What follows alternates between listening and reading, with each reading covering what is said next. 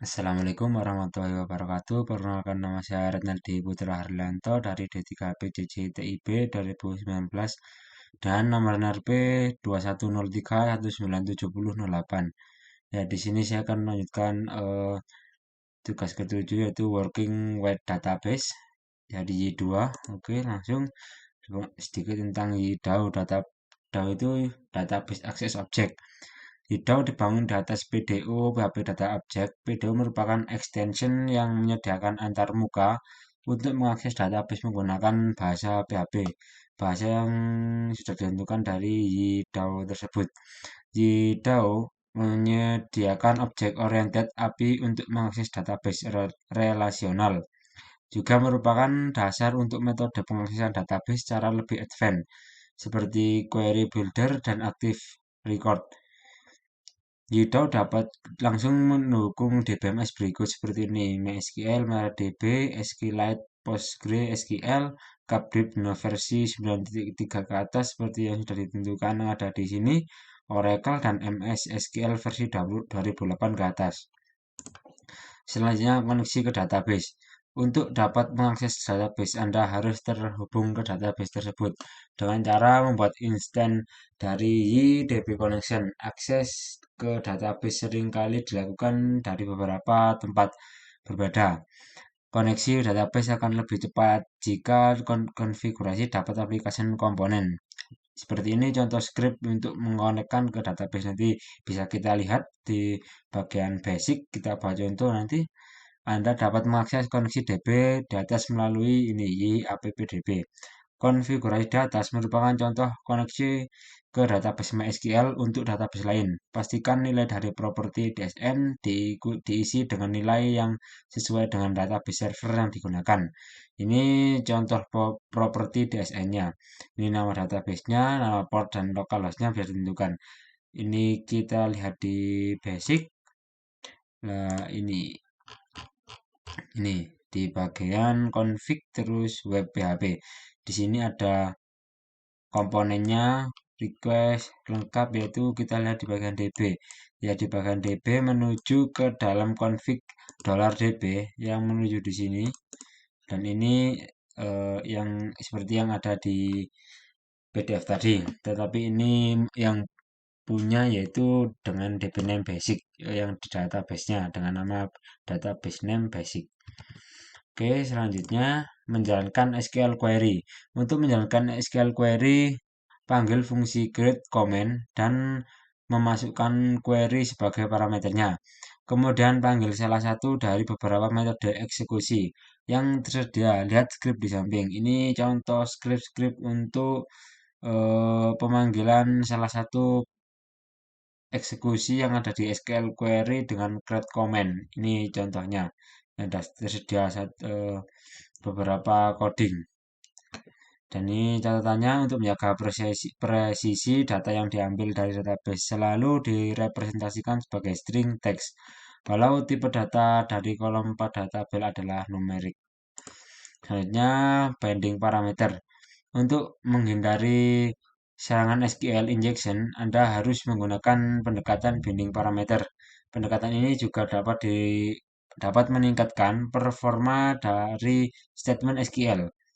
Anda dapat menggunakan metode bin value, bin a single parameter value, bin values, bin multiple parameter value in one call, dan juga bin param. Similar to bin value, but also support binding parameter reference. Ini contoh-contoh dari binding parameter yang support pada Y2. Oke, selanjutnya menjalankan perintah SQL selain query. Untuk perintah SQL selain query itu untuk menjalankan ini dengan cara memanggil metode execute seperti ini. Di belakangnya ditambahkan execute. Ini contoh-contohnya. Perintah DML selain menuliskan statement SQL dasar dapat juga dilakukan dengan memanggil metode insert, update, atau delete sebelum memanggil metode execute. Nah, ini contoh dari pemanggilan SQL yang selain query. Oke, selanjutnya meletakkan nama tabel dan kolom dalam tanda petik quote. Ada kalanya Anda perlu menuliskan perintah SQL yang di dalamnya terdapat nama tabel atau kolom dalam tanda petik. Misal Anda ingin menjalankan perintah SQL select sum salary. Ini contohnya nantinya from employee. Aturan penggunaan kode berbeda antara DBMS satu dengan lainnya. Menambah kerumitan dalam menulis perintah SQL untuk aplikasi yang database agnostik tidak terikat dengan jenis DBMS. Dalam YDAO, Anda dapat mengkode nama kolom dalam double kurung kotak seperti ini dan double kurung kurawal. Ini contohnya. Yang di employee ini menggunakan kurung kurawal dan yang di ID contohnya menggunakan tabel dalam kurung kotak. Double tambah kurung kotak. Terus selanjutnya multiple DBMS. Dalam sistem yang besar, kompleks seringkali terdapat beberapa server database untuk data yang sama. Untuk performa, Anda mungkin perlu mengaplikasikan strategi bahwa penulisan data dilakukan di DBMS master, sedangkan pembacaan data di DBMS slave, read write splitting, dan ada juga untuk menerapkan strategi di atas, Anda perlu mengatur konfigurasi koneksi database seperti script di samping. Ini contoh penggunaan script multiple DBMS yang mau di read write splitting. Kemudian dengan konfigurasi seperti script di samping, setiap penggunaan metode execute akan dianggap sebagai perintah write dan dilakukan pada DBMS master. Sedangkan penggunaan metode query XYZ seperti ini akan dianggap sebagai perintah read, baca, dan dilakukan pada DBMS slash. Ini contoh pembacaan dari query XYZ-nya nanti. Oke, selanjutnya bekerja dengan database skema. YDAO menyediakan metode objek lengkap untuk memanipulasi objek-objek di dalam database. Metode-metode tersebut adalah ini yang support dari skema database-nya. Ada create, rename, dan banyak lainnya. Ini banyak contohnya. Selanjutnya query builder.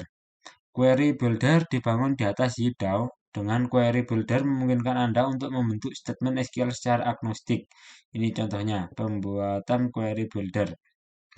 Penggunaan query builder normalnya membutuhkan dua langkah, yaitu membuat objek di slash db slash query yang merepresentasikan SQL query.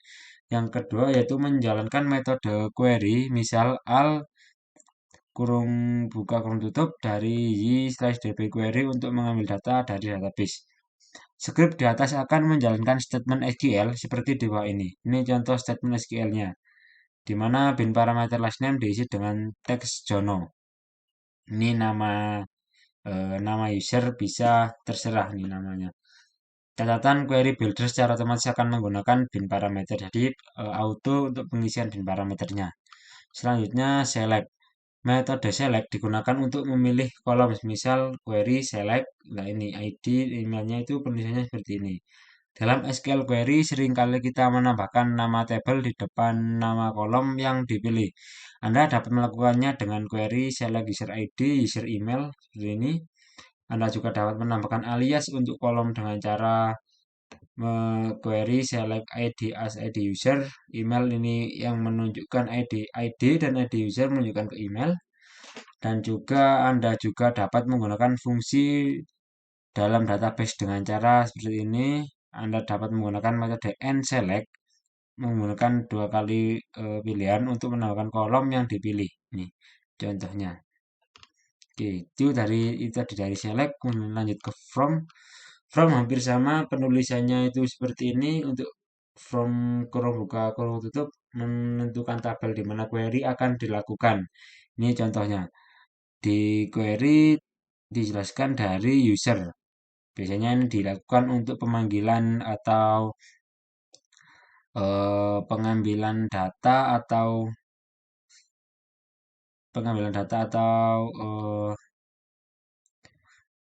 hasil atau mengambil hasil dari mana hasil itu ditampilkan menggunakan from user seperti ini. Anda juga dapat menjalankan SQL query pada lebih satu dari tabel contoh seperti ini. From user dan post itu menggunakan lebih dari satu tabel. Untuk menggunakan tabel alias dapat Anda lakukan dengan cara seperti ini. Dan Anda juga dapat menggunakan subquery pada from, contohnya seperti ini. Ini menggunakan subquery-nya. Oke, selanjutnya where. Metode where digunakan untuk menuliskan kondisi dari SQL query. Misal query where statusnya 1. Ini contohnya. Jangan memasukkan variabel di dalam where secara langsung karena akan rentan diserang dengan SQL injection. Berikut ini contoh yang harus dihindari. Ini tidak boleh, nanti bisa diserang dari SQL injection-nya. Anda dapat menuliskan beberapa kondisi di dalam where menggunakan hash format. Beberapa kondisi ini digabungkan dengan operator AND. Contohnya seperti ini. Query where status. Ini contohnya. Kemudian Anda juga dapat menggunakan subquery pada where. Ini contoh jika Anda mau menggunakan subquery. Oke, selanjutnya AND-where dan OR-where. Metode AND-where dan OR-where digunakan untuk menambahkan kondisi di dalam sebuah query. Misal status 10, search-nya i query where status. Ini contoh penulisannya AND-where dan OR-where. Kode di atas mengenerate query seperti berikut ini. Where status 10 dan title like-nya dari y. Ini fungsi jalannya AND-where dan OR-where. Selanjutnya filter where. Ketika membuat kondisi pada where yang melibatkan masukan dari user, biasanya Anda ingin mengabaikan jika nilai inputnya kosong. Misal pencarian berdasarkan username dan email, namun akan mengabaikan kondisi jika username atau email kosong. Dapat ditulis dengan username and email diambil dari masukan user. Ini contoh penulisannya. Jika variabel email kosong sedangkan username ada nilainya, maka query yang akan di-generate adalah ini. Ini email kosong tetapi mempunyai username yang ada nilainya. Oke, mirip seperti metode AND-where dan OR-where, Anda juga dapat menggunakan metode AND filter where dan OR filter where untuk menambah kondisi di dalam sebuah query. Selanjutnya order by, group by, dan having. Pengurutan order by digunakan untuk menentukan bagian order by pada sebuah SQL contoh. Seperti ini contohnya penggunaannya. Query order by, ID menuju ke sort ASC dan name-nya menuju ke sort DSC. Anda juga bisa menambahkan kolom pada bagian order by pada sebuah SQL dengan memanggil metode add order by.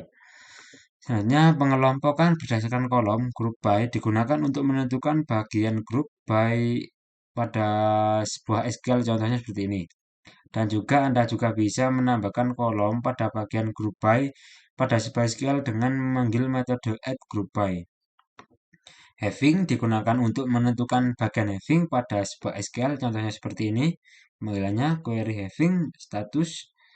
Anda juga bisa menambahkan kolom pada bagian having pada sebuah SQL dengan memanggil metode add having.